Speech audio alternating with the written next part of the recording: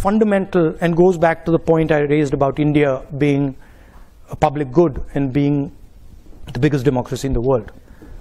We simply cannot afford a planet that doesn't produce under democratic conditions. Okay? Because if democracies do not start producing again, right, they will not survive. Because the tensions that will arise inside the democracy, the inequality that will arise, the anger that will arise will just collapse the democracy. So what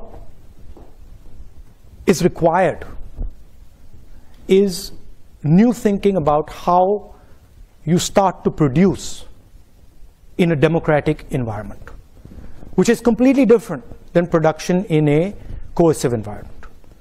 In a coercive environment, what you're basically doing is a factory, a production unit has a huge amount of socio-political energy inside it.